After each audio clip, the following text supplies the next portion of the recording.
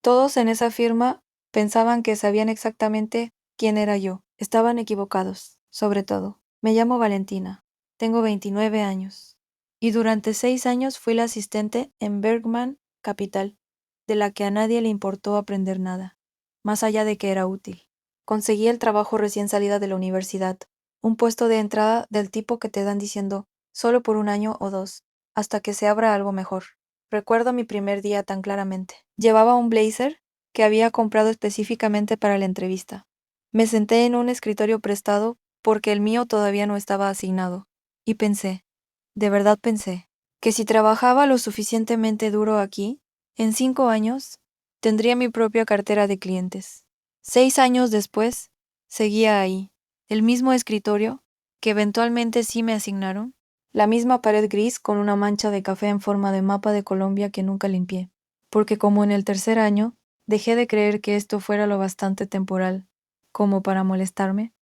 Aquí está lo que nadie en esa oficina entendió jamás sobre mí. Los números se me quedan en la cabeza, no memorizados. Simplemente están ahí, como algunas personas recuerdan caras. Puedo mirar un gráfico bursátil durante 10 segundos y ver el patrón debajo antes de que el software de la propia firma termine de cargar. Nunca se lo dije a nadie. No hacía falta. Lo descubrieron bastante rápido. Y en cuanto lo hicieron, lo usaron. Mateo lo descubrió primero. Alto, ruidoso, el tipo de persona que choca la mano con todo el mundo después de una llamada. Me traía un desorden de números a las 4:40, 10 minutos antes de querer irse, y decía, oye, ¿me lo puedes dejar limpio rapidito? Tú eres buenísima en esto. Yo me quedaba hasta las 9. Él lo presentaba a la mañana siguiente como si lo hubiera hecho todo solo. Los días tenían todos la misma forma. Llegaba temprano, antes que nadie, cuando la oficina todavía estaba lo bastante callada para pensar de verdad. Salía tarde, después de que el personal de limpieza ya hubiera pasado la aspiradora alrededor de mi silla 2 veces. Entre medio, corregía los errores de los demás, y los veía llevarse el crédito de pie, en las reuniones, moviendo las manos mientras hablaban. Me decía a mí misma que era temporal. Me lo dije durante mucho tiempo. Los comentarios empezaron pequeños y nunca pararon de verdad. Qué rara eres. Nunca hablas. Solo trabajas y trabajas. ¿Tú tienes vida o qué? Eso lo dijo Daniela, riéndose, delante de otras 4 personas, como si fuera un hecho con el que todos ya estuvieran de acuerdo. Yo solo sonreía. Me había vuelto experta en esa sonrisa. En particular, la que no llega ni cerca de los ojos. Pero desde lejos, parece que está todo bien. Fui al baño después de ese comentario y me quedé un minuto entero frente al lavamanos, agarrando el borde con fuerza, solo respirando. ¿Qué carajo tiene de malo tener una vida que no sea un espectáculo para el público? Le susurré al espejo, y después me arreglé el rímel y salí como si nada, porque eso es lo que uno aprende a hacer. András, mi jefe, mencionaba un ascenso en cada evaluación anual. Tercer año. Definitivamente el próximo ciclo. Valentina, te lo has ganado. Cuarto año. Congelamiento de presupuesto. Quinto año. Ahora mismo. No tenemos el cupo, pero te veo. Sexto año, dejé de preguntar. Creo que ahí fue cuando de verdad empecé a entender lo que me estaba pasando. Hay una fiesta de fin de año de la que todavía me acuerdo, de mi cuarto año. Barra libre, luces, todo el mundo un poco más suelto de esa manera, particular en que se sueltan los oficinistas después de 2 tragos. Santiago, otro corredor de nuestro piso, brindó por los verdaderos MVP de esta empresa y fue señalando a los corredores senior uno, por nombre. Llegó hasta 6 nombres. El mío no estaba. Yo estaba parada justo ahí con un agua mineral, porque nunca tomaba en esas fiestas, y lo vi olvidarse de que yo existía, en tiempo real, en un salón que yo había ayudado a llenar de ingresos que nadie podía ver. Nadie notó que yo lo había notado. Ese era, en realidad, todo el problema. Ser tan completamente invisible que ni siquiera tu propio dolor tiene testigos. Vivía en pequeño a propósito, un apartamento de un ambiente encima de una lavandería, del tipo en el que te duermes con el zumbido de las secadoras. Llevaba el almuerzo todos los días, el mismo sándwich, la misma manzana, porque comprar afuera se sentía como un lujo, que todavía no me había ganado. Cada peso que no gastaba iba a una cuenta de ahorros con un nombre que nunca le conté a nadie, algún día. Estaba tan segura de que ese algún día llegaría solo, de que si trabajaba lo suficientemente duro, me quedaba lo suficientemente callada, me hacía lo suficientemente útil. Alguien eventualmente lo vería y me daría lo que me había ganado. Mi mamá llamaba casi todos los domingos y siempre me preguntaba cuándo iba a traer a alguien a comer, cuándo me iba a dar tiempo para vivir. Le decía, bien, mucho trabajo, y cambiaba de tema, porque todavía no tenía las palabras para lo que en realidad me estaba pasando en ese edificio, y porque una parte cansada y orgullosa de mí no quería que ella supiera qué tan pequeña me había dejado volver. La engañé por omisión durante años. Eso me pesa más que casi cualquier otra cosa ahora. Nadie me iba a regalar nada, nunca, solo que todavía no lo sabía. La noche en que todo se rompió empezó como cualquier otro jueves. Mateo tenía una presentación para un cliente a la mañana siguiente. Una estrategia completa de rebalanceo de portafolio para una de las cuentas más grandes de la firma. Necesitaba el análisis para el final del día, que en el idioma de Bergman Capital significaba, para cuando yo terminara, sin importar la hora que fuera. Construí todo, el modelo de riesgo, la lógica de rotación sectorial, 3 escenarios de contingencia por si el cliente presionaba. Me quedé hasta las 11:40 de la noche, sola, con las luces de la oficina en un temporizador que se apagaba cada 20 minutos, hasta que yo agitaba el brazo hacia el sensor otra vez. A la mañana siguiente, Mateo entró a la sala de conferencias con mi análisis impreso en su propio membrete. Ni siquiera cambió la fuente. Lo presentó hermosamente, seguro, gracioso, exactamente el tipo de actuación que te hace destacar en ese edificio. Al cliente le encantó. A Andrés le encantó. Al final de la reunión, Andrés dijo, delante de todos, Mateo, esto es exactamente el tipo de pensamiento estratégico que necesitamos más por aquí. Mateo me miró por medio segundo, al otro lado de la mesa. Ni siquiera se veía culpable. Se veía como si ya hubiera olvidado de quién era el trabajo. Me quedé ahí sentada, sin decir nada. Otra vez. ¿Cuántas veces puede alguien entregarte su desorden y quedarse con la gloria en el mismo respiro antes de que dejes de contar? Yo había dejado de contar como en el 4.º año. Esa noche llegué a casa y no lloré enseguida. Dejé mi bolso, me quité los zapatos y me quedé parada en medio de mi apartamento, durante un buen rato, sin moverme, escuchando el zumbido de las secadoras a través del piso. Y entonces me golpeó todo de una vez. 6 años, apilados uno sobre otro. Cada me lo dejas limpio, rapidito, cada qué rara eres, cada ascenso que se evaporaba en cuanto preguntaba por él. Me senté en el piso de la cocina, todavía con la ropa de trabajo puesta, y lloré más fuerte de lo que había llorado en años. No un llanto, callado. El tipo que sale de algún lugar debajo de las costillas. Dios, estoy tan cansada, dije en voz alta. A nadie, al apartamento vacío. Estoy tan harta de ser invisible, carajo. Y en algún momento de todo eso, algo cambió. Dejé de llorar por lo que me habían quitado, y empecé a pensar, con mucha claridad, en lo que en realidad tenía. 6 años viendo patrones que nadie más veía. 6 años construyendo modelos más precisos que el software por el que pagaba toda la firma. 6 años que nadie se había molestado en notar, lo cual significaba 6 años en los que nadie me estaba vigilando. Me quedé con ese pensamiento hasta casi las 2 de la mañana. Al día siguiente, en mi hora de almuerzo, entré a un banco a 3 cuadras de la oficina. No mi sucursal habitual. Otra, a propósito, y solicité el préstamo personal más grande para el que podía calificar de forma plausible. Mis manos estaban firmes, llenando el formulario. Eso me sorprendió más que cualquier otra cosa ese día. Recuerdo que la oficial de crédito me preguntó para qué era el dinero. Inversión personal, le dije. No preguntó nada más. Combiné ese préstamo con cada peso de la cuenta algún día. 6 años de sándwiches y muebles de segunda mano, y un abrigo que usé 4 inviernos de más. Abrí una cuenta de inversión completamente nueva, solo a mi nombre, en una institución totalmente diferente a la que usaba Bergman Capital. No le dije a nadie, ni a Mateo, ni a Andrés, ni a mi mamá, ni a un alma. Nadie en esa oficina supo jamás que existía esa cuenta. Nadie lo sabe todavía, que yo sepa. Empecé a invertir en silencio después de eso. Antes del trabajo, en mi hora de almuerzo en la escalera, donde el wifi apenas llegaba, tarde en la noche después de que las secadoras finalmente se callaban, usé todo lo que había aprendido observando los portafolios de otras personas durante 6 años. Cada patrón que había detectado y nunca mencionado. Cada riesgo que había señalado y que terminaba enterrado en el correo de alguien más.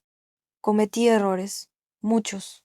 Hubo un marzo en el que perdí casi 10 millones de pesos en 9 días y no dormí más de 4 horas por noche durante 2 semanas seguidas, haciendo mi trabajo real en piloto automático, mientras calculaba números en mi cabeza en cada reunión en la que se suponía que debía estar tomando notas. Mi primera ganancia real llegó como a los 5 meses. Una posición pequeña en una acción industrial de mediana capitalización que había estado siguiendo durante semanas, viendo un patrón que nadie más parecía notar formarse debajo del ruido. Cuando finalmente rompió, como yo había predicho, gané el equivalente a unos $80. Me acuerdo de estar sentada en mi carro en el parqueadero antes de mi turno, mirando fijamente ese número, sintiendo algo parecido a la alegría por primera vez en mucho tiempo. $80. No era la plata, era que yo había tenido razón, completamente sola, sin nadie mirando por encima de mi hombro, para después presentarlo como propio. La decisión más grande que tomé en esos 3 años fue en el segundo año, con una acción que todos, en mi trabajo real, llamaban un desastre. Una empresa que Bergman Capital había rebajado silenciosamente en un memo interno, que yo misma había escrito a máquina. Yo leía los números diferente. El mercado estaba en pánico por un titular. Los fundamentos reales contaban una historia completamente distinta. Una que solo se ve si pasaste 6 años aprendiendo a mirar más allá de lo que la gente dice sobre una empresa, hacia lo que la empresa en realidad está haciendo. Puse casi un tercio de mi cuenta en esa posición. Me temblaban tanto las manos tecleando la orden que tuve que reescribir la cantidad de acciones 2 veces. 6 semanas después, se había recuperado todo lo que el mercado le había castigado y siguió subiendo. Ese solo movimiento le dio a esa cuenta más que todo el primer año junto. Nunca le conté a nadie en esa firma que habían rebajado una acción con la que yo acababa de hacer una pequeña fortuna. Todavía no se lo he contado. Recuerdo esa época como un solo borrón largo, café, hojas de cálculo, la voz de Mateo en algún lugar de fondo pidiéndome que le dejara algo limpio, rapidito, mi celular vibrando con alertas de la cuenta que revisaba en el baño, con la puerta cerrada con seguro, mi corazón latiendo tan rápido algunas mañanas que lo sentía en los dientes. Hubo un martes como a los 2 años en que Andrés pasó justo al lado de mi escritorio cuando apareció una confirmación de operación en mi celular personal. Pantalla arriba, justo al lado del teclado. Se me cayó el estómago tan rápido que de verdad me dieron náuseas. Mierda, mierda, mierda, pensé sin mover un músculo, observándolo con el rabillo del ojo. Miró la pantalla por medio segundo de camino a la cafetera y dijo, ¿estás invirtiendo ahora, vale? Qué bien, con el mismo tono con el que le harías un cumplido a la planta de alguien. Nunca volvió a mirar. Me quedé sentada después con las manos planas sobre el escritorio, queriendo que dejaran de temblar, y entendí por primera vez qué tan invisible era en realidad en esa oficina, y cómo, por una vez, esa invisibilidad estaba trabajando a mi favor, en vez de en mi contra.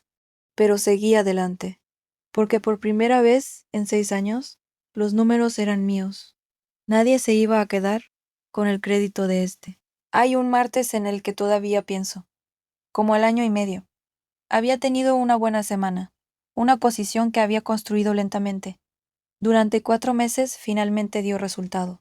Me senté en esa misma escalera en mi hora de almuerzo, comí mi mismo sándwich de siempre, y vi el número en esa cuenta pasar un hito que nunca había dicho en voz alta, ni siquiera a mí misma.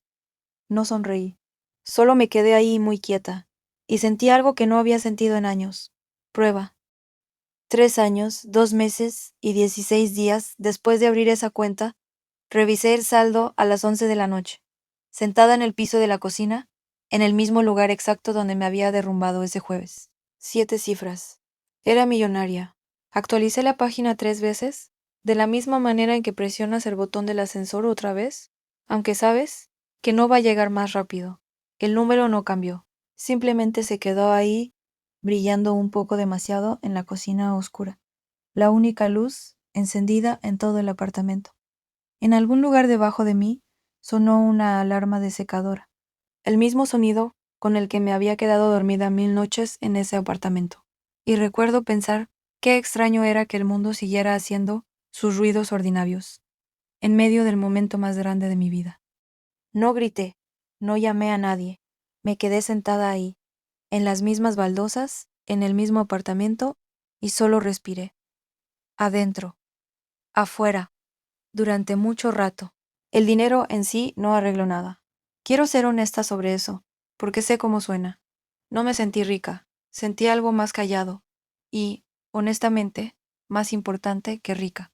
Me sentí probada, no ante Mateo, no ante Andrés, no ante Daniela y sus comentarios, entre risas sobre tener una vida, ante mí misma.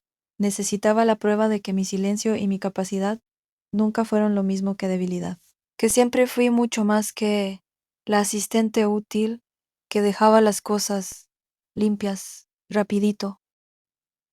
No renuncié al día siguiente. Sé que eso es lo que esperarías. Lo pensé, Dios, lo pensé de verdad. Me imaginé entrando a la oficina de Andrés y poniendo mi carné sobre su escritorio sin decir palabra. Pero esa imagen nunca se sintió como el final que yo quería. Se sentía como si perteneciera a la historia de otra persona, no a la mía. Mi mamá llamó ese domingo, como siempre. ¿Cómo va el trabajo?, preguntó. Bien, mucho trabajo, dije, igual que cada domingo de los últimos 6 años, mientras estaba sentada ahí con un número en una cuenta aparte que le podría haber comprado una casa completa. Casi se lo cuento. Yo llegué hasta en realidad. Pasó algo esta semana, y después simplemente dejé que se disolviera en una pregunta sobre mis sobrinos. Todavía no sé bien por qué no pude decirlo, en voz alta. Tal vez no estaba lista para ver la cara de nadie cambiar cuando se enterara, ni siquiera la suya. Así que fui a trabajar la mañana siguiente. El mismo escritorio, la misma mancha de café en forma de Colombia. Mateo necesitaba algo limpio rapidito para las 10. Lo hice, pero algo en mí había cambiado de forma durante la noche, y no creo que nadie en esa oficina hubiera podido nombrar qué era, aunque se hubiera dado cuenta. Y no se dio cuenta, por cierto. Nunca se dan cuenta cuando lo que está cambiando es por dentro. Unas semanas después, Daniela hizo su comentario de siempre. Algo sobre que nunca voy a los after office, que seguro no tengo vida fuera de ese edificio. La Valentina de antes se habría encogido un poco. Habría sonreído esa sonrisa que no llega a los ojos. Habría dicho algo a modo de disculpa. En cambio, solo la miré y le dije, la verdad, tengo una bastante buena. Y sonreí. Esta vez de verdad, se quedó viéndome como si le hubiera respondido en un idioma que no habla. No le expliqué. Nunca lo hago.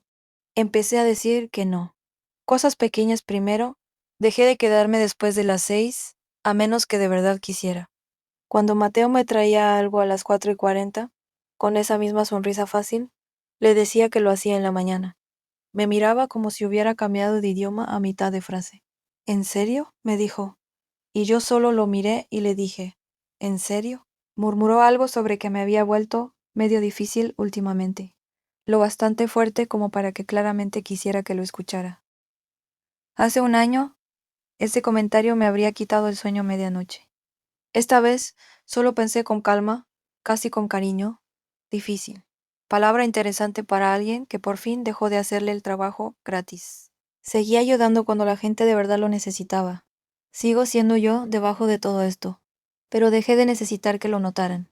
Esa necesidad, la que había corrido por debajo de cada año de mi vida en esa oficina, simplemente había dejado de estar ahí, en silencio. Hablo menos ahora que antes, si es que eso era posible, pero pasa algo raro cuando sí hablo en una reunión. La gente de verdad se detiene y escucha. No sé si sienten que algo cambió o si simplemente entro a un salón de otra manera. Tal vez ambas cosas. Dejé de tratar de averiguar por qué. Solo sé que es verdad. Andrés volvió a mencionar el ascenso esta primavera, 7ª vez. Le dije que lo iba a pensar y lo dije en serio. No porque necesite el título, sino porque tal vez ahora sí lo quiero, en mis propios términos, lo cual se siente completamente distinto a necesitarlo como antes. Hay una analista nueva que empezó en enero, una chica callada llamada Camila, que me recuerda tanto a mí misma a los 23, que casi resulta incómodo verla. Se queda hasta tarde, sin que nadie se lo pida. Se disculpa antes de hablar en las reuniones. El mes pasado la encontré todavía en su escritorio a las 8:30, y en vez de pasar de largo, como todos siempre pasaban de largo conmigo, me detuve. Vete a casa, le dije. Lo que sea que necesiten puede esperar hasta mañana. Te lo prometo. Me miró como si le hubiera hablado en otro idioma, igual que Mateo meses antes. No le expliqué toda la historia. Solo esperé hasta que de verdad guardó sus cosas, y después guardé las mías también, y nos fuimos juntas, y no dije nada más al respecto. No sé si entendió lo que en realidad estaba tratando de darle. Tal vez algún día, tal vez no hasta dentro de 6 años. Todavía vivo en el apartamento de un ambiente encima de la lavandería. No le he contado a nadie lo que hay en esa cuenta, ni a mi mamá ni a una sola amiga de la universidad, a nadie. Algunas noches me siento en ese mismo piso de la cocina, con una taza de agua de panela en vez de un colapso, y pienso en la mujer que llenó una solicitud de préstamo con las manos firmes en su hora de almuerzo. Y todavía no termino de entender de dónde sacó ese valor. Fui la underdog en esa oficina durante 6 años, la que todos subestimaban en silencio, la que hacía el trabajo de verdad en la oscuridad, mientras otros se llevaban los aplausos bajo las luces. No te cuento esto porque quiera aplausos, ni porque crea que demuestra algo sobre cómo funciona el mundo. No creo que lo haga en realidad. Creo que simplemente tuve suerte, fui disciplinada, y estuve lo bastante enojada en el momento exacto para hacer algo arriesgado con mi propia plata. Pero esto sí lo sé. Dejé de ser pequeña. No a los gritos. No para que nadie lo viera. Solo en silencio en un piso de cocina, a las 11 de la noche, un martes cualquiera, 3 años, 2 meses y 16 días después de decidir que ya no iba a esperar a que alguien más notara lo que valía. A veces, en mi hora de almuerzo, todavía me siento en esa misma escalera donde el wifi apenas llega. Más por costumbre que por necesidad. Ya no tengo que esconderme. No, de verdad, no queda nada que ocultar que en realidad me costaría algo si saliera a la luz. Pero me gusta ese lugar. Ahí me convertí en alguien en secreto, una hoja de cálculo y una noche sin dormir a la vez. Y una parte de mí todavía no está lista para dejar ese rincón en particular.